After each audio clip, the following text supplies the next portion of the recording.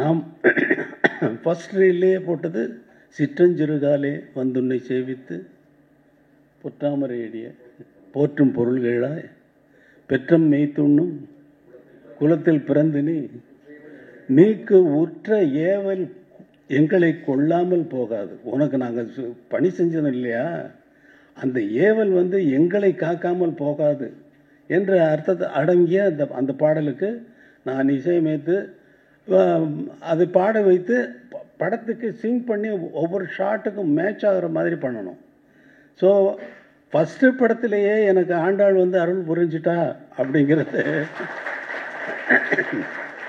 நான் எனக்கு எங்கள் அப்பா வச்ச பேர் ஞான தேசிகன். ஆனால் ஸ்கூலில் இதை ஷார்ட்டாக இருக்கட்டும்னு சொல்லிட்டு ராஜையான்னு மாற்றினார். அது ராஜாவாகி அப்புறம் இளையவர் ராஜாவாயிடுச்சு. அது வேறு கதை. இந்த கைத்தட்டல் ஜாஸ்தியாகி எனக்கு கர்வம் ஜாஸ்தியாகிக்கிட்டே போயிட்டு இருந்தது. ஒரு ஸ்டேஜில்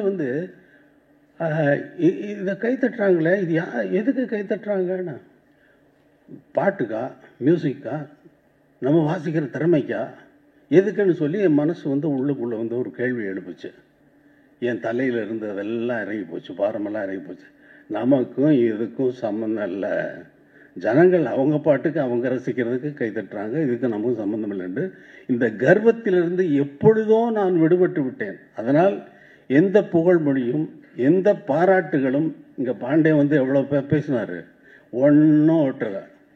3 தினங்களில் 3 படங்களுக்கு பின்னணி இசை அமைத்தவர்கள் உலகிலேயே யாரும் கிடையாது, உலகத்திலேயே கிடையாது. 3 தீபாவளிக்கு 3 கணக்கு பண்ணிக்கோங்க. அது மாதிரி அப்படிப்பட்டவன் இந்த ஓய்வுக்காக என்ன பண்ண வேணாம், இந்த மேடைக்கு சம்பந்தம் இல்லாத வேணாம் ஒருத்தன் அவர் பாடல்கள் ஆண்டாளை சொல்ல சொல்ல சொல்ல சொல்ல நான் எவ்வளவு கீழே இருக்கேன். ஆண்டாளை பேசுகிறத விட்டு அடிமையை பேசிக்கிட்டு இருந்தார். ஆரம்பித்ததே பாண்டன். ஆண்டாள் பாசுரங்கள் எல்லாருக்குமே நல்லா தெரியும் ஆண்டாளை பற்றி.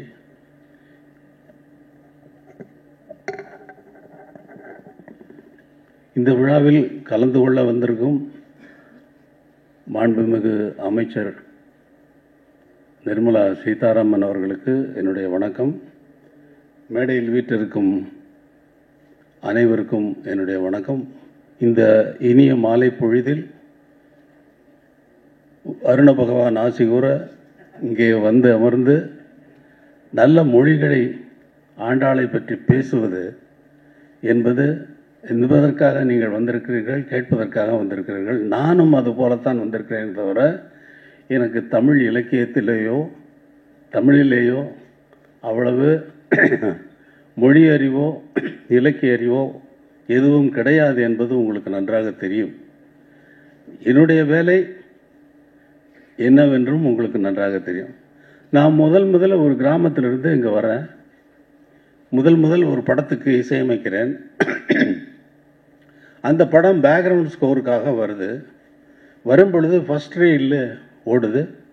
ஃபஸ்ட் ரீலில் கதாநாயகியை அறிமுகப்படுத்துகிறாங்க. அறிமுகப்படுத்துகிறப்ப அவள் ஒரு டூரிங் தியேட்டரில் ஒரு படம் பார்க்குறா. அந்த படத்தில் ஆண்டாளுடைய டான்ஸ் போயிட்டுருக்கு.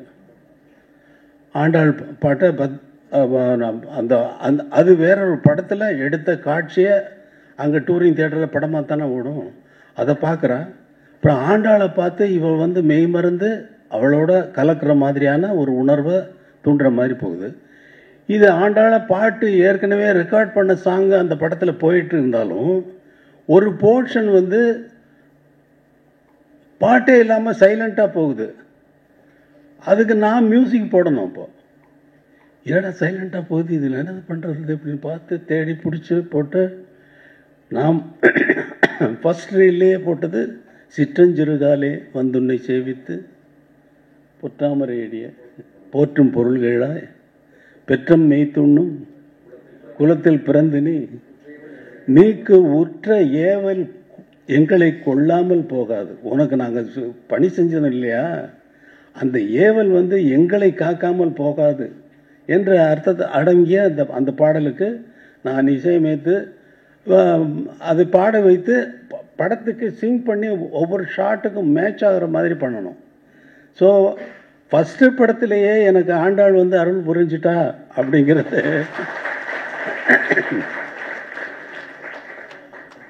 ஆனால் அவ்வளவு 30 பாடலும் ஒவ்வொரு நாளைக்கும் ஒவ்வொரு பாடல் போயிட்டே இருக்கு. இன்னைக்கு 20வது பாடல். 20வது பாடல் பாடினீங்களா? 33வது 20 அது இப்போ பாடினாங்க. எனக்கு நான் வந்து சிவபக்தன். ஆனால் இதுக்கெல்லாம் எதிரி இல்லை. நான் எங்கள் அப்பா வந்து ராமசாமி,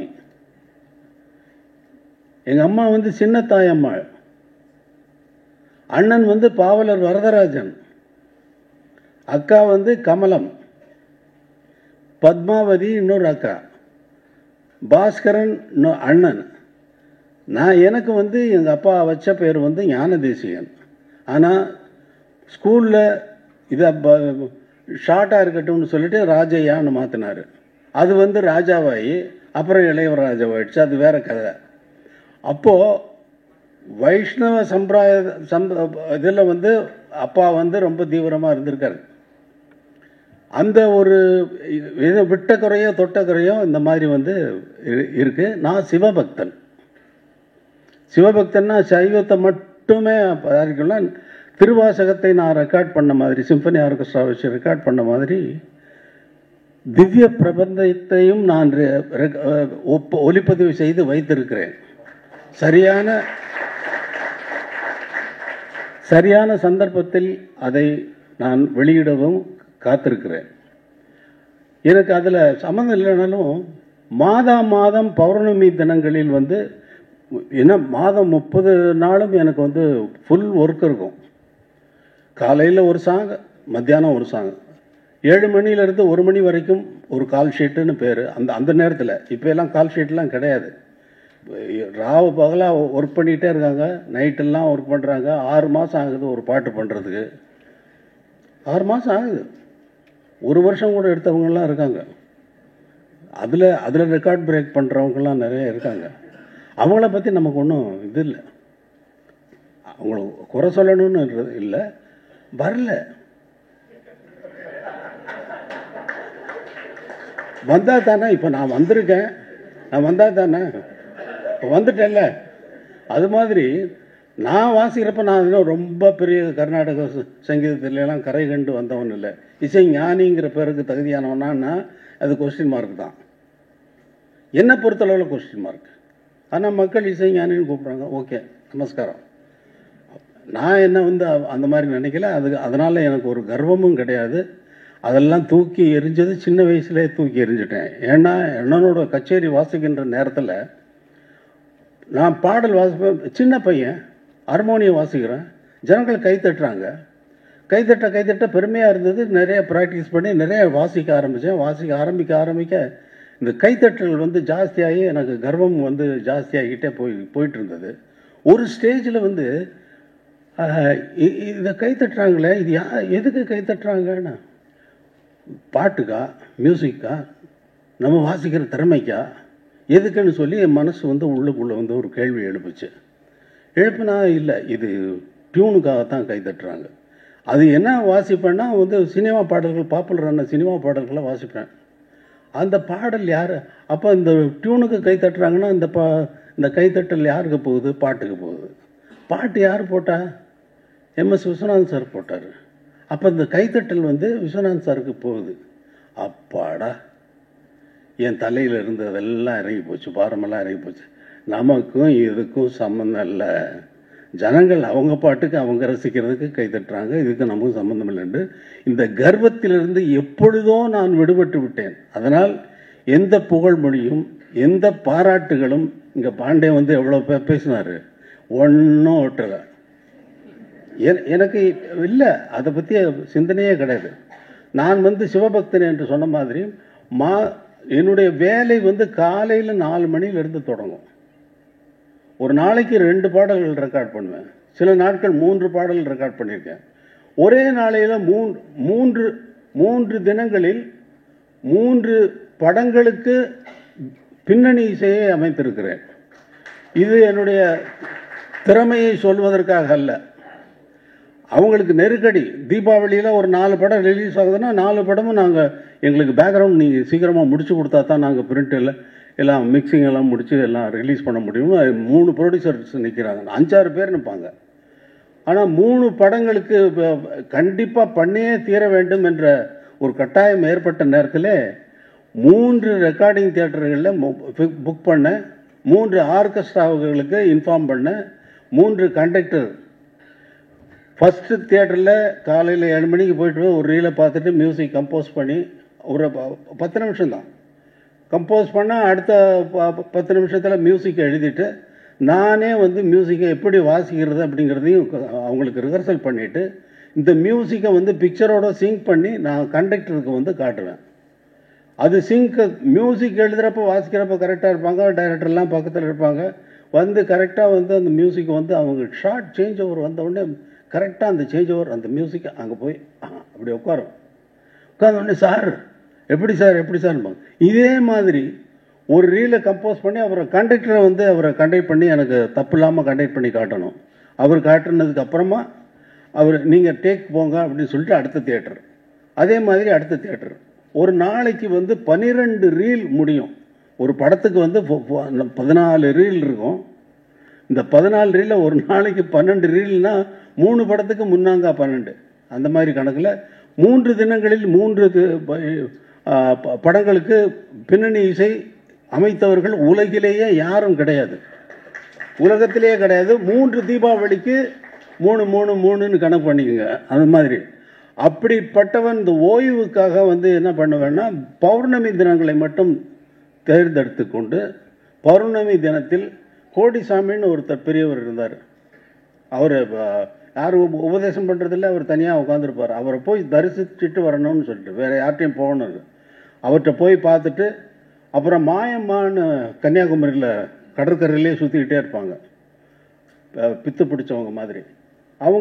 அவங்களையும் போய் தரிசிச்சுட்டு அதுக்கப்புறம் திருவண்ணாமலை பௌர்ணமி தினத்தன்று திருவண்ணாமலை கிரிவலம் கிரிவலம் போகிறப்போ நான் போகிறது காட்டுப்பாதையில் தான் போவேன். சாதாரணமாக இப்போ போகிற பாதையில் போகிறதில்ல.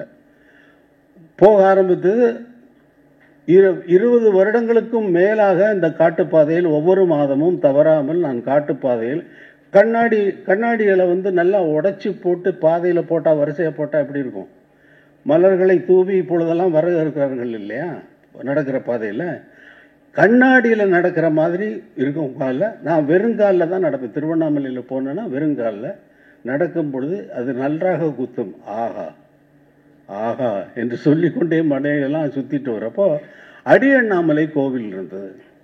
அடியண்ணாமலை கோவிலில் நான் உட்கார்ந்து கொஞ்ச நேரம் இருந்து விட்டு போவது வழக்கம். அங்கே மாணிக்க வாசகர் தங்கி இருந்து எழுதிய திருவம்பாவை எழுதிய அந்த இடமும் அந்த குளமும் அந்த இடங்களையும் சுற்றி அவர் பாடின இடம் இது அப்படிங்கிற உணர்வு எனக்கு போவேன். அந்த கோயிலுக்குள்ளே போயிட்டாலே அந்த சிவபெருமானை பார்க்குறப்போ அந்த சிவலிங்கத்தை பார்க்கும் பொழுது உணர்வு சொல்ல முடியாத உணர்வு, அமைதி என்னை ஆட்கொள்ளும். அங்கே ஒருத்தர் இருக்க மாட்டாங்க, நான் மட்டும் இருப்பேன். இப்போ என் கூட வந்தவங்க பக்கத்தில் இருப்பாங்க. இந்த ஒரு தடவை மலையை சுற்றிட்டு வரும் பொழுது அங்கே ஒரு 5 மணிக்கு உட்காந்துருக்கேன். கோயிலில் திறந்து விட்டாங்க. சிவபெருமான், அந்த சிவலிங்கம், நான் வெறும் அமைதியாக போயிட்டுருக்கு. திடீர்னு ஒரு எண்ணம், இது ஞான சம்பந்தர் பாட்டை கேட்டிருக்கோம்ல அப்படின்னு ஒரு உணர்வு. அப்போ இந்த கல் கேட்டிருக்கோம், இந்த மண்டபம் கேட்டிருக்கோம், அப்போ மாணிக்க வாசகர் பாடினதும் கேட்டிருக்கோம், சுந்தரர் பாடினதை கேட்டிருக்கோம் அப்படின்னு சொல்லி வரிசையாக அடியார்களை பற்றி சிந்திக்குது. அந்த கல் கேட்டிருக்கேன், அந்த இடத்துலையே நம்ம உட்காந்துருக்கோம் அப்படிங்கிற உணர்வு என்னை சொல்ல முடியாத ஒரு உணர்வுக்கு தள்ளிவிட்டது. இது நடந்து ஒரு மாதம் கழிந்து நான் வீட்டிலே அன்றைக்கு ரெக்கார்டிங் இல்லாமல் படுத்திருந்துட்டு அப்புறம் 4 மணிக்கு நான் எழுதுகிற மாதிரி இருந்தது. எழுந்த உடனே எனக்கு பாட கிடைத்த பரம்பொருளை அப்படின்னு ஒரு ஃப்ரேஸு வந்தது. என்னடா ஏதோ வருது அப்படின்னு சொல்லிட்டு பேப்பர் எடுத்தேன். எழுதுனா 10 நிமிஷத்தில் 10 பாடல்களை எழுதிவிட்டேன். 10 பாடல்கள் வந்தது. நான் எழுதினேன் என்று சொல்வதில் அர்த்தமில்லை. உடனே பெரும் புலவர், உங்களுக்கு பாண்டிக்கு நல்லா தெரியும், பெரும் புலவர் நமச்சிவாயம் ஐயா அவர்களுக்கு ஃபோன் பண்ணி, ஐயா இந்த மாதிரி 2 நாள், அடுத்த நாளும் அதே மாதிரி இன்னொரு 10 பாடல்கள் வந்தது. நான் எழுதியிருக்கிறத நான் சொல்கிறேன், என்ன எழுதுனீங்க அப்படின்னு கேட்டார். ஐயா இந்த மாதிரி வந்தது, பாட கிடைத்த பரம்பொருளை பாடுதற்கு ஒரு பிறப்பு கிட்டியும் பாடி பயன்காண பல்மொழியால் ஏத்தாது பண்டை வினை தூசு மூட கிடப்பையோ முத்தே முகில் மூடா மோன முழு நிலவே மூட மனமுடம் நீக்குவானை முன்மொழியால் பாடையலோர் எம்பாவாயின்னு வருது. நான் எம்பாவாயின்னு நான் முடிக்கிறப்ப தான் நான் ஐயோ திருவம்பாவையில் வந்திருக்கு அப்படின்னு சொல்லி எனக்கு ஓடுது. மூட மனமுடம் நீக்குவானை முன்மொழியால், முன்மொழியது முதல் எது தோன்றியதோ அது, முன்மொழியால் பாடையலோர் என்பாவாய். காலத்தின் மாற்றம் கழிந்ததடி கார்கண்ணி கான் அறிவு கண்மூடி கோலங்கள் காட்டும் அதிசயங்கள் கண்டே அதிசயித்து கண்துயில்வாய் ஞாலத்தில் ஞாயிறள நாணி இருள் நன்னாது அகலதோர்போல் வாலறிவன் வந்தே அறிவு அகன்று, அகன்றுனா விரிஞ்சு பெருசாயிடல, அகன்றுனா போயிடுது, தூரம் ஓடி போயிடணும். வாலறிவன் வந்தே அறிவகன்று வாழ்ந்திருக்க பாடையலோர் எம்பாவாய். இப்படி வரிசையா பாடல்களாக வந்துகிட்டே இருக்கு. அதுல ஒரு பாடல், இப்போ அவன் வந்திருக்கான், இன்னும் தூங்குறே, நீ சீக்கிரம் எழுந்திரி அப்படின்னு சொல்றப்போ முதல்ல உணர்றவன் நான் தானே உணர்ந்து அவன் வரான். அவன் எப்படிப்பட்டவன், இந்த உலகத்தையே காக்கக்கூடியவன், அப்படிப்பட்டவன் வந்திருக்கான் அவன் வாசலுக்கு, இன்னும் தூங்கிட்டு இருக்க, உனக்கு தெரியலையா அப்படின்னு நான் ஒன்றும் எழுத்துறப்போ உனக்கு நான் உணர்த்துறப்ப எனக்கு தானே உணருது முதல்ல. அப்ப அதனால எனக்கு கிடைக்கிற புண்ணியம் இருக்கு இல்லையா, என் பயனை உன் உறக்கம் வந்து எழுப்ப இட்டானை பாடையிலோர் என்பாவாய் அப்படின்னு வருது. அப்புறம் இன்ன உலகு இன்ன உயிர் இன்ன உடம்பென்று விதி என்னென்ன தோற்றியதோ அன்ன உயிர்க்கு இன்ன உணவு என்ன வாழ்வு என்று விதி என்னென்ன காட்டியதோ அன்று விதி கொன்று விதி தென்றுமென்றும் அன்பு விதி கட்டி வைத்த அண்ணலுக்காய் முன்னுவந்தே இன்னிசைத்து மூண்ட விதி முற்றுமர பாடையலோர் எம்பாவாய். இன்ன உலகு இன்ன உயிர் இன்ன உடம்பு என்று என்ன விதி தோற்றியதோ அன்ன உயிர்க்கு இன்ன உணவு இன்ன வாழ்வு என்று விதி என்னென்ன காட்டியதோ அன்று விதிக்கு அன்பு ஒன்று விதித்து அன்று விதி கொன்று விதி அன்பு விதி கட்டி வைத்த அண்ணலுக்காய் முன்னு வந்து இன்னிசைத்தே மூண்ட விதி முற்றுமர பாடையில் ஒரு எம்பாவாய் அப்படின்னு அப்படி வருது. அப்படி அவர் வந்து ஐயா 20 பாட்டுகள் தான் எழுதினேன் அப்படின்னு சொன்னேன். ஐயா மாணிக்க வாசகரும் 20 பாடல் தான் ஏன் எழுதியிருக்காரு. அப்புறம் வந்து அவர் திருப்பள்ளி எழுச்சி எழுதுனதுனால அதையும் சேர்த்து மார்கழி மாதத்துக்கு 30 நாளும் பாடுவாங்க. அப்போ நீங்கள் திருப்பள்ளி எழுச்சியும் எழுதிருங்க அப்படின்னாரு. அதுக்கப்புறம் அடுத்த நாள் 3வது நாள் திருப்பள்ளி எழுச்சி ஒரு 10 பாடல்கள் எழுதி திருவம்பாவைன்னு எழுதினேன். எனக்கு சம்மந்தம் இந்த விஷயத்தை நான் வந்து எங்கேயுமே சொன்னதில்லை. இதை எங்கேயாவது நான் சொல்லியிருக்கேன், நான் இதை பற்றி நான் இந்த மாதிரியெல்லாம் எழுதியிருக்கேன் அப்படின்னு. நமக்கு இருக்கிற அறிவு ஏதோ ஒரு கொஞ்சம் கொடுத்துருக்கான். சரி, அதில் வந்து மியூசிக்கு கொஞ்சம் வருது, அதில் வண்டி ஓட்டிகிட்ருக்கோம். அதனால் இந்த விழாவில் வந்து உட்கார்றதுக்கு கொஞ்சம் கூட சம்மந்தம் இல்லாமல் நான் வந்து உட்கார்ந்துருக்கிறது பாண்டே பேச பேச பேச பேச பேச நான் வந்து பின்னாடி போயிட்டே இருக்கேன். ஐயையோ ஆண்டாளை பற்றி ஒன்றுமே தெரியாமல் நம்ம உட்காந்துருக்கோம். இவர் இந்த பாண்டே இவ்வளவு பாடல்களை மனப்பாடம் பண்ணி வச்சுருக்காரு, இவ்வளவு பாடம் பண்ணியிருக்காரு அப்படின்னு சொல்லி எனக்கு ரொம்ப பெரிய ஆச்சரியமாக இருந்தது. இந்த விழாவில் நான் வந்து சம்மந்தமில்லாமல் நான் வந்திருந்தாலும் சம்மந்தமில்லாதவன் என்று என்னை நான் நினைத்து கொண்டாலும் என்னை சம்மந்தப்படுத்தி இங்கே கொண்டு வந்து அமர்த்தி வைத்தான் அல்லவா, அவனுக்கு அந்த ஒருவனுக்கு நன்றியை தெரிவித்து ஜெயசுந்தர் அவர்கள் இன்றைய தலைமுறைக்கு இது போய் சேருகின்ற முறையிலேயே அவருடைய எழுத்து இந்த புத்தகத்தில் அமைந்திருப்பது மிகவும் உத்தமமானது. இறைவனுடைய பரிபூரண அருள் இல்லை என்றால் இது நடக்கிற காரியம் அல்ல. இந்த நீண்ட ஆயுள், நிறை செல்வம், ஓங்கு புகழ், மெஞ்ஞானம் பற்றி நீடூழி வாழ ஜெயசுந்தர் அவர்களை மனமாற வாழ்த்துகிறேன். அவர் வந்த அந்த பாரம்பரியம், அந்த வழி அவருடைய புண்ணியம், முன்னோர்கள் செய்த புண்ணியம் அவருக்கு வந்து சேர்ந்திருக்கிறது. என்றும் நீடூழி வாழ வாழ்த்துகிறேன். நன்றி, வணக்கம்.